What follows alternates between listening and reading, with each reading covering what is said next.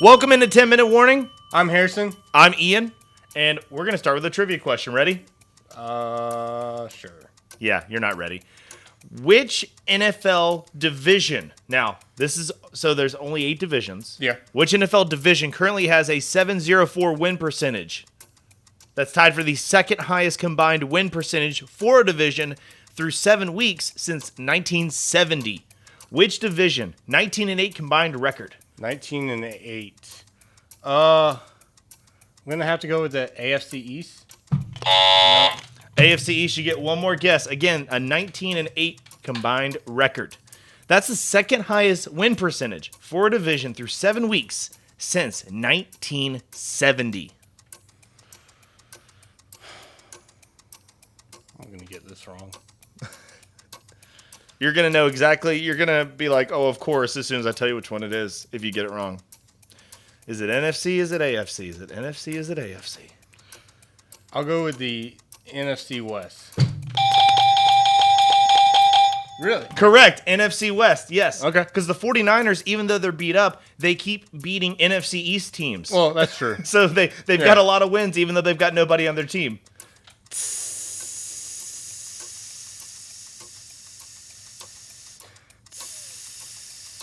Stop it.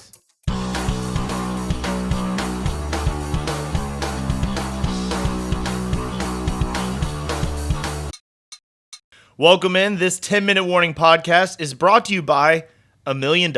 Really? Yes. Not for us. But that's how much money the Falcons could save if they unloaded Matt Ryan on another team next year, which I don't think they'll do. No, they won't. I think a lot of those rumors, every time you get close to the trade deadline, all these rumors get out of hand. Yeah.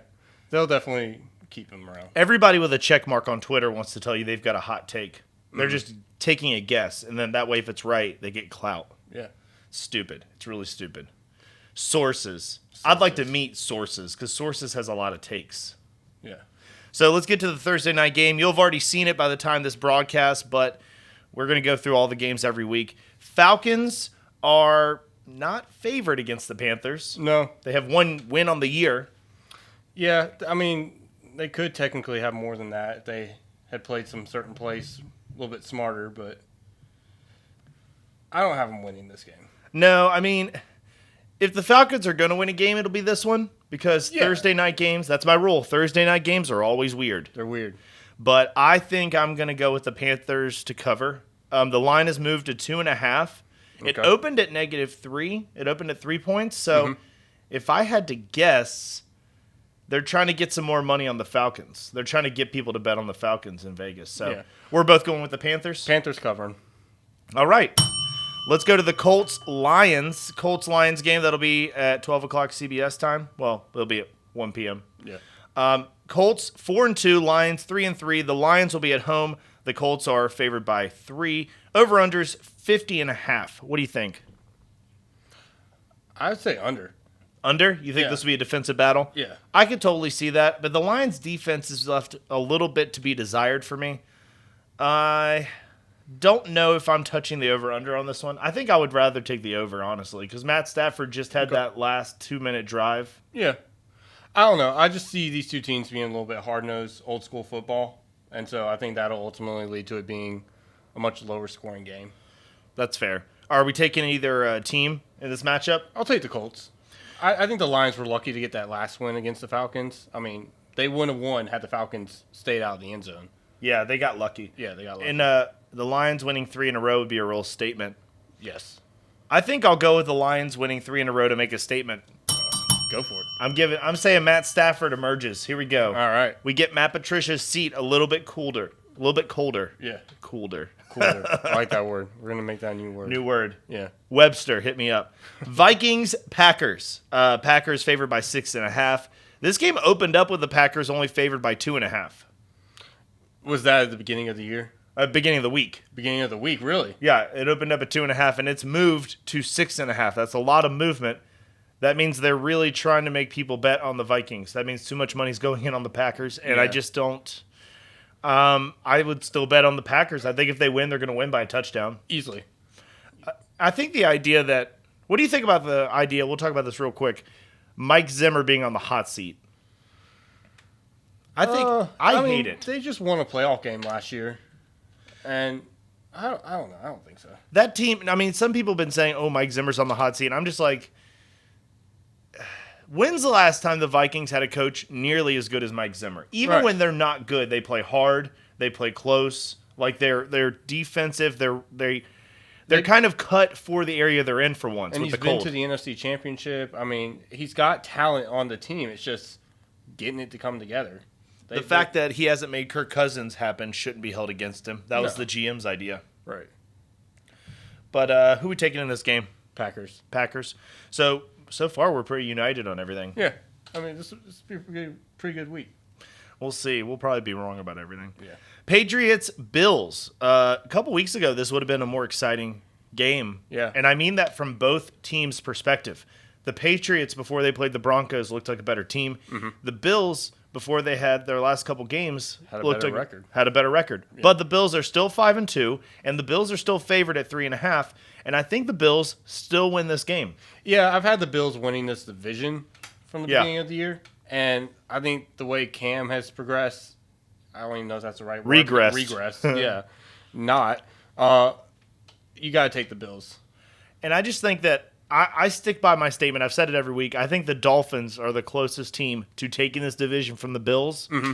I don't think it's the Patriots. I think the Patriots are not off this year. I mean, the Patriots could come back to playing how they did in the beginning of the season, but I don't think that's possible. I can't see it happening. They'll rebound at some point, but it may be too late. And the fact that Cam Newton, we've seen this before, where he has an injury that it looks like he's going to be dealing with all year. Mm-hmm.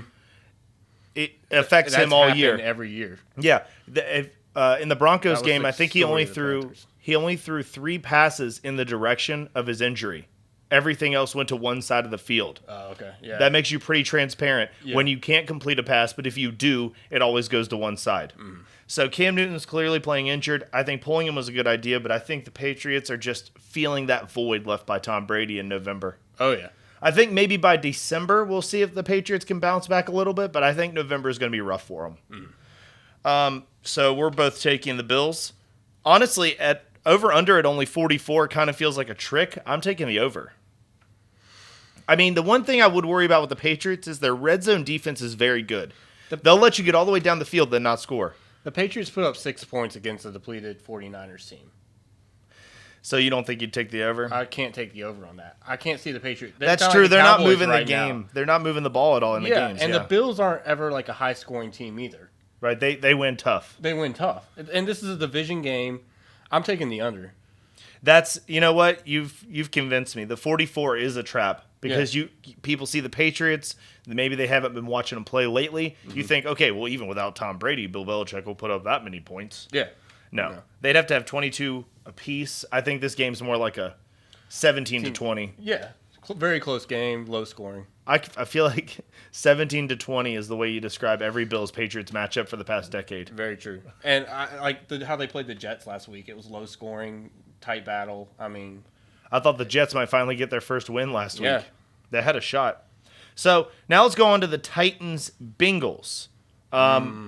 This game is interesting to me, despite the fact that it's a 5-1 versus a 1-5-1. Yep.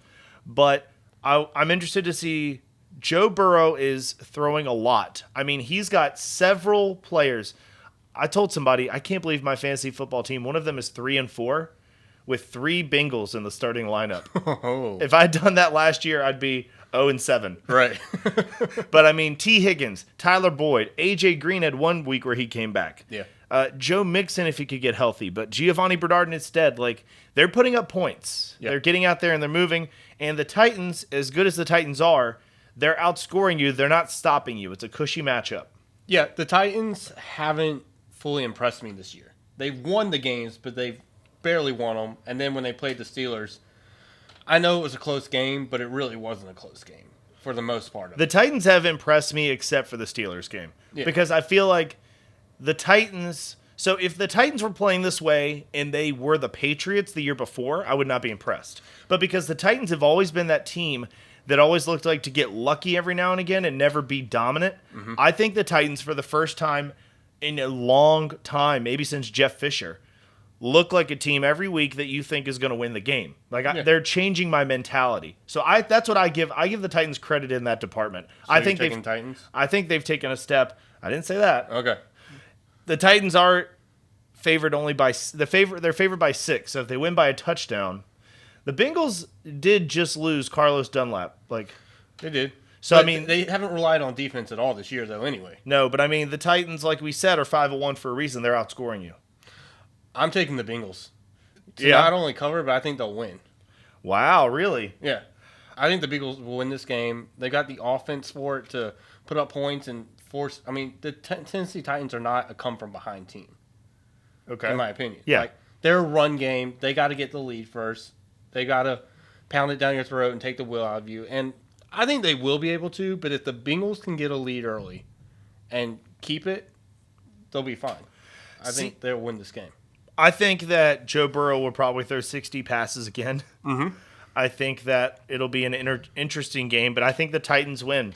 Okay. I think that Joe Burrow is going to have an impressive rookie season where they don't have a lot of wins, and then maybe next year, or hopefully not, but maybe by year 3, that's when it all starts coming together. But honestly, Joe Burrow looks a lot closer than Baker Mayfield. Oh, yeah. Daniel Jones, a lot of players. I've said this is the best draft class they've had in a long time. Yeah. The Sam Darnold draft class looks worse and worse every year, and that was the one with 5 quarterbacks. Yeah. Lamar Jackson's still the best one, that easy. And he was the last one. He was the last one. And that's why teams pick at the top of the draft. So we have Raiders-Browns, another 1 o'clock game. That one's on Fox. I'm not making a pick on this game unless I know about the Raiders' O-line and if their O-line is going to be able to play from COVID. That's a really good point. I didn't think about that. But if they're able to play, I'm taking the Raiders. Yeah. If I would take the Raiders to win this game, if they have their O-line, but if they don't have their O-line, I'm taking Baker Mayfield. AFC Defensive Player of the Month, Myles Garrett, to take down a bunch of backup offensive linemen. Yeah. So really, I'm telling you, Josh Jacobs could not get much done behind that makeshift O-line. Mm-mm. So they're supposed to get him back, but before you call your bookie, which we would not endorse, you should definitely make sure that the Raiders are going to have their O-line back. Maybe if they're down one guy, but not Trent Brown. Make sure he's there. Yeah, for sure. So I think, 2.5 is the Browns. I think the Raiders would cover. Raiders cover if the O-line's good. They're waiting for it. I do like the over on that. Yeah? 54. I think high-scoring game. Yeah, 54 seems about right, and this year seems really close to what the average has been for most of the over-unders. Oh, yeah. Hey, we put 54 on it. Yeah, there's not a lot of games that have had low over-unders. Because there's so many points this year. Yeah. It's kind of fun. There's no defense. People who started watching the NFL this year, followed maybe Joe Burrow and okay, I'll get into the NFL. Mm-hmm. Somebody like that, they're going to be really disappointed next year when the defenses have time to practice. Right. So I guess we're both taking the Raiders on that one. Unless there's no O-line, then you can make some easy money with the Browns. Yeah. Now let's move on to the Jets, Chiefs. This one's easy. Yeah. Chiefs. Chiefs. I don't know if I'd bet on them to cover, but the Jets are 0-7. So, if you're going to bet on the Chiefs in that big line, then this is the time to do it. Yeah. You might even be able to – the current over-under is 48. The Chiefs put up 43 last week on their own. They might do it on their own. They might hit the over-under on their own at 48. Yeah. The Jets might get lucky and get 12. You might even be able to get the over on there. Yeah.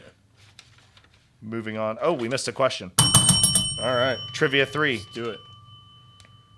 Trivia 2. Oh, yeah, Trivia 2. Yeah. Man. That was the question. You did it. No, just oh, yes! I did it! Okay. I'd like to thank God. I was supposed to ask you this with the Browns matchup, and we already did Jets-Chiefs, but let's just go back. Okay. Odell Beckham Jr. is going to miss the rest of the season. Mm-hmm. It's not the first time he's missed multiple games. Can you tell me the last year? Can you tell me the last year Odell Beckham Jr. actually played a full season? Was it his rookie year?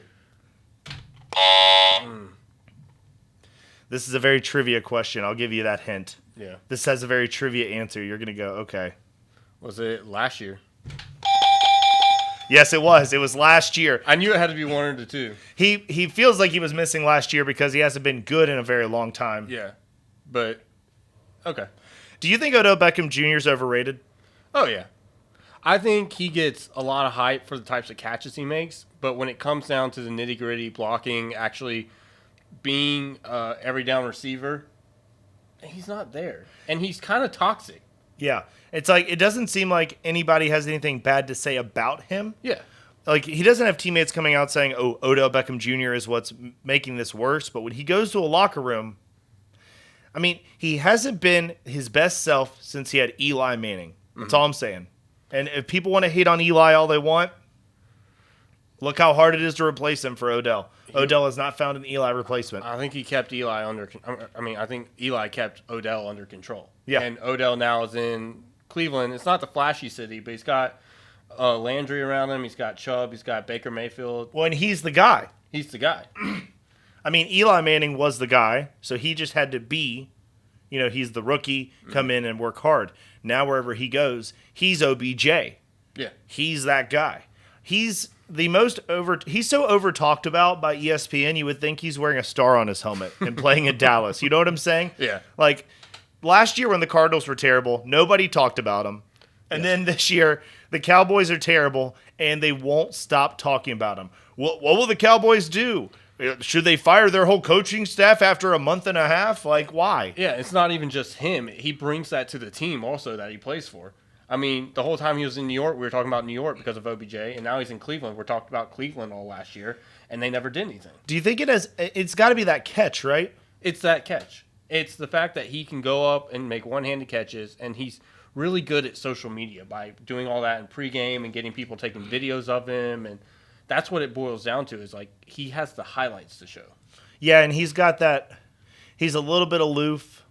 You don't quite know what he's up to. Mm-hmm. He's had a couple of notable just like, on the sideline kind of incidents. Yeah.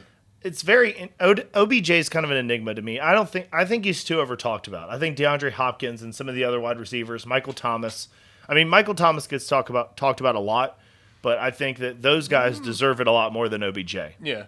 I think he's getting talked a lot because of injury. And he's kind of being a little bit of a diva this year. Who? Michael Thomas. Oh, yeah, he is, isn't he? Fighting people in practice. Yeah. He'd just gotten paid, too. Money.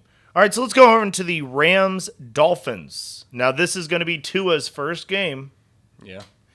And he's got to go against Aaron Donald. Yeah. I'll take the Rams. I think they just came off a game that kind of proved that they're, I don't want to say legit football team, but yeah, they're good enough to win big games. And Miami is a good football team, but I think Tua is going to be in for it a little over his head his very first game. I think that the Dolphins had 2 weeks to get a game plan together for Tua to play the Rams. I think this offense is going to look different with Tua. Yes. And I think if they're good at their job, if they did a good job putting it together, I think the Dolphins must win this game. Must win. I think it's for his development. So the Dolphins are doing a very similar strategy to what the Broncos did last year with Drew Lock. Mm-hmm. He didn't go in on the hard games.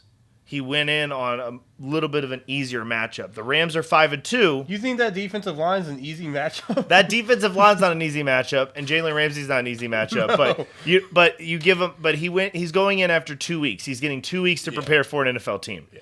They wanted to make sure they gave him the bye so they could switch over from old man Fitzpatrick to young Tua, who we know can run a little bit if he needs to. If he needs to run for his life, he will be able to. Mm-hmm. You don't design – I mean, Fitzpatrick's more mobile than people think, but you aren't designing anything for your 38-year-old quarterback to run. No, you would be scared he'd break. Unless it's a 1 yard at the goal line for Tom Brady. Yeah.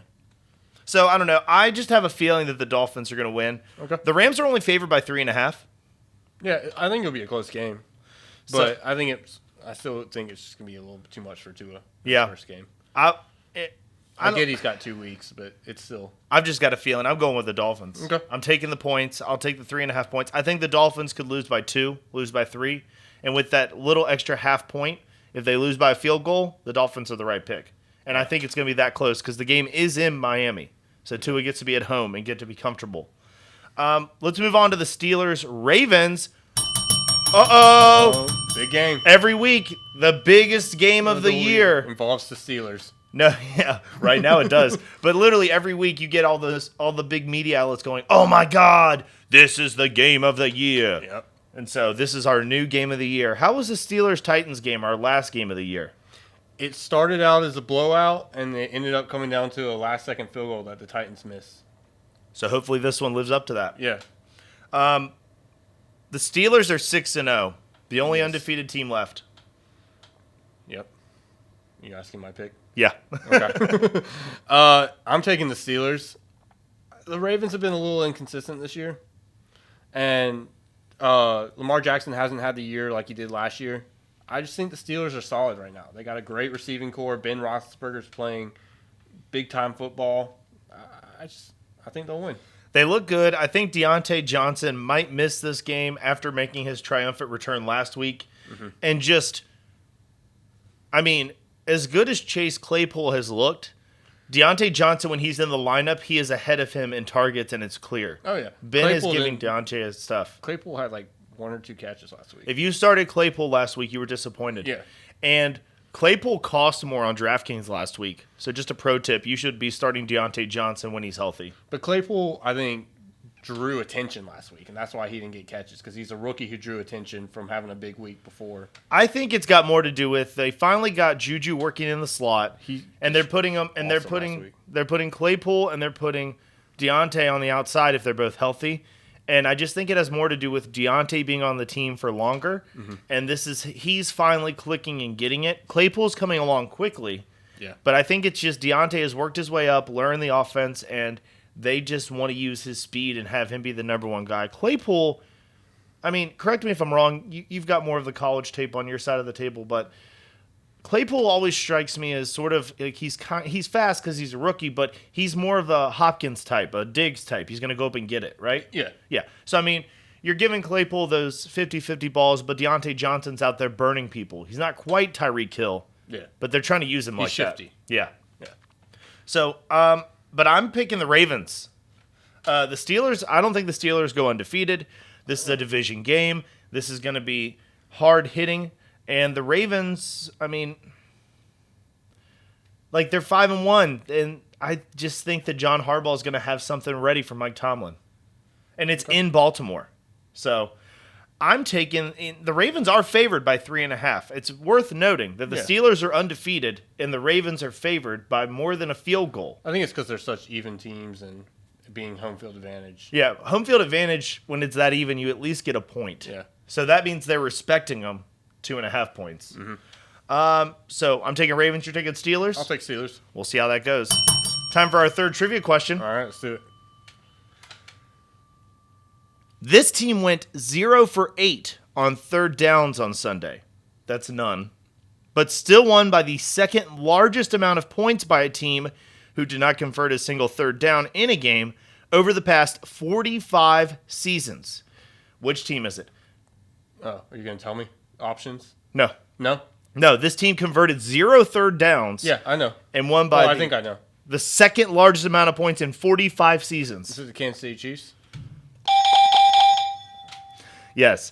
And that brings us to the Broncos game this week. Yeah. And my point with that stat and that question was very much to set up this conversation. The Broncos got destroyed by the Chiefs, as we predicted. Mm-hmm. But here's the thing. Their defense didn't allow a single third down to get converted.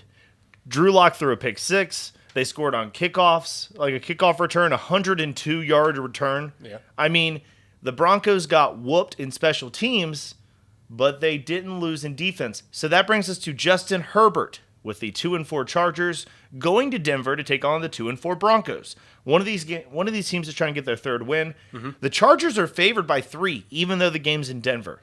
I think it's because Drew Lock missed some baby passes last week. That terrible flea flicker. Terrible flea flicker from Melvin Gordon. Oh, my gosh. Yeah, that was just bad. That was so bad. So, I mean, if the Broncos look like that this week, then the Chargers are going to easily cover because Herbert has looked good. Yeah, I think it depends on which Broncos team shows up, but Herbert has looked good, but the Chargers haven't looked good. Yeah. They've only got 1 win. They haven't been able to hold leads. I'm taking the Broncos. I think the run game. I'm taking the Broncos too, honestly, because that run game is gashing teams right now. It doesn't matter who they're playing. From what I've seen, it just looks like they're getting 10 yards on every single run play. Yeah, and I would say, I don't know about the over-under. I wouldn't touch that because I know it's going to be close, but I don't know who's going to score, especially with the Chargers not having Austin Eckler.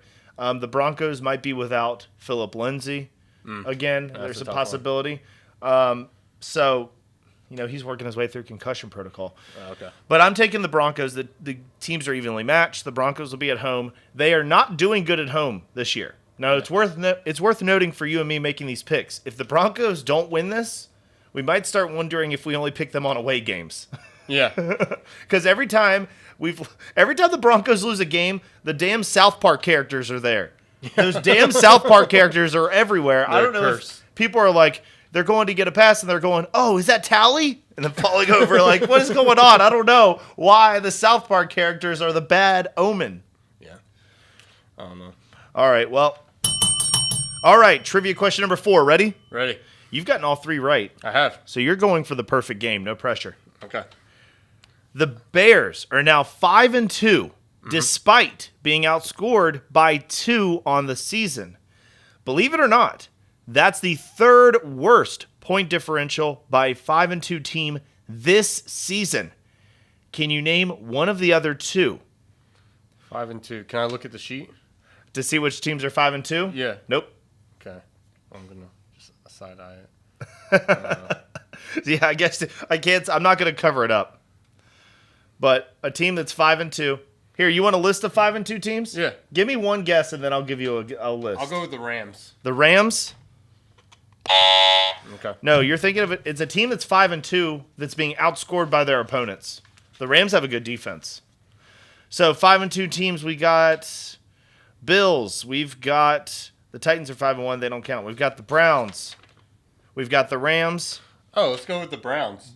The Browns? Yeah. And we've got the Bucks are also an option. Browns. The Browns?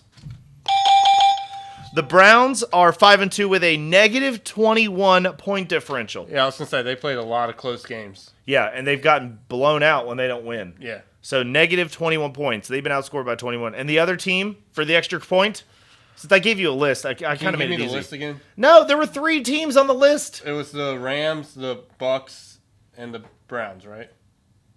There was 2 more. Those are the only ones. Those are the ones you guessed. Okay, well then none of those are right. There's only 2 more, so if I give you the other 2 on the list, it's just I'll go with 50-50. the Bills. Yeah, it's not the Bucks. So I get an extra point. Yeah, if there were more 5-2 teams, that would have been hard. Yeah. You got lucky on that one. How'd I get lucky? Ethical. Read me the 5-2 teams. It's okay to look at the 5-2 teams. Yeah, it basically did make it. You still have to be able to pick which one you want. Nah, I made it easy, I think. Okay. You got both of them easily. But anyway. It's because I'm awesome. It's because I'm awesome. This takes us to the Saints-Bears game. The Saints are favored by 4.5, over under 43.5. This is in Chicago. I mean, if you don't watch football and you look at lines and who's winning games, you're probably picking the Bears. Mm-hmm. You watch football. Are you picking the Bears? No. See, I've never been high on the Bears the whole season. I don't think they played that great of teams. And the games they've won, they won with Nick Foles, but he had to come back, and I don't know. I don't see them winning this game. I think I would check the weather in Chicago before I pick this game. Yes. Michael Thomas doesn't look like he'll be back. No. And so Drew Brees without Michael Thomas, Alvin Kamara is still going to play. I think I would take the Saints, but I don't know if I'm taking 4.5. 4.5, wow. I think that half point. I think like a 3-point game, that 1.5 points. Yeah, it's too much. I think I'm going to be staying away from this game, but if not, I would definitely take the Bears to cover at home. Yeah. So let's move on to the 49ers Seahawks. As we talked about, this is a pretty powerful division. The 49ers 4-3, despite literally just pulling people off the street to play running back, having no notable defensive linemen left from their Super Bowl team. And the Seahawks are 5-1. Everyone's like, "Oh my God, this Seahawks season, they're destined." You know, they're one of the teams of destiny. People are kind of talking about the Chiefs, the Steelers, the Seahawks as like the teams that are kind of bubbling. The Packers and the Bucks are in that list too. This line has moved from 3.5 for the Seahawks, and then I think maybe after the Cardinals game, but it dropped to 3. So they're trying to get a little bit more money on the Seahawks. So that means people are taking the 49ers to cover. I think after seeing how they handled the Patriots, people are probably betting on the 49ers, but I still have to take the Seahawks. Yeah, they just came off a loss. Yeah, the Seahawks are at home. They're coming off a loss, and it's just not that bad of a defense anymore to face, I don't think. I mean, Cam Newton and the Patriots are having their struggles. We pointed those out already. Yeah. But I think, I'm going to take the Seahawks too. I'm not taking the 49ers. No. Next, Cowboys, Eagles. Ugh. Do we have to? Well, we have one last trivia question before we do. How about that? Okay. We don't want to talk about it. This past weekend was the second time in this quarterback's career, including playoffs, that he has thrown multiple interceptions in the fourth quarter or overtime in a game. Again, this past weekend was the second time, only the second time in this quarterback's career, including playoffs, that he has thrown multiple interceptions in the fourth quarter or overtime in a game. Oh, overtime. Okay. Fourth quarter or overtime. I'll even give you a hint. The first time he did it, it's very widely discussed. After a playoff game. Oh, Russell Wilson. I had to think for a second, but then I was like, Russell Wilson threw 2 interceptions and lost in overtime. Correct. I think that means you aced trivia this week. Yes! Harrison! Yes! Ow, my ear. Yeah, sorry. But I got a little carried away there. Yeah, you got a little excited? I got a little excited. I would like to apologize personally. We're taking your gift certificate to Western Sizzlin' back. Oh, damn it. I love the salad bar. I've got more bad news. It's gone. Cowboys, Eagles. I can't believe this game is still on for Sunday night. I wouldn't be surprised if sometime after we release this video, they flex this game and put Saints, Bears, 49ers, Seahawks as the Sunday night game. Dolphins, Rams would be a good Sunday night game. Dolphins, Rams, Tua's first game Sunday night. Yeah. But the Cowboys, Eagles, if you live on the East Coast, just get some sleep. Get rested for Monday. Don't watch this game. The Cowboys' offensive line is in shatters. I mean, their defense is in shatters. Their defense Their sucks. quarterback situation is in shatters. Their quarterback's from James Madison University. Yeah. At least they have Zeke Elliott. Yeah, they have Zeke, but Zeke's like, I need a blocker. Yeah. I need a man. I don't know what to do about Zeke fantasy players. I'm just going to be real with y'all. I got a Zeke team, and now that the offensive line is playing, it just looks so bad. I mean, I got to roll him out there. I'm kind of just hoping that the JMU guy dumps it off and I get a bunch of points per reception. That's probably what they'll do. They'll dump it off to him and make him make plays. Yeah, hopefully he gets a touchdown and just a lot of catches. Yeah. I don't know what else to do. You're not starting anyone else on the Cowboys offense, I don't think. Maybe Amari Cooper, but I doubt it. Yeah.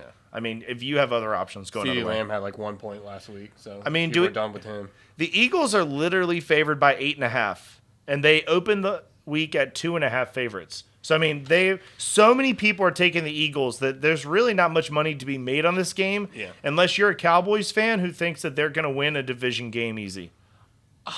Part of me is take the Cowboys to not win but cover.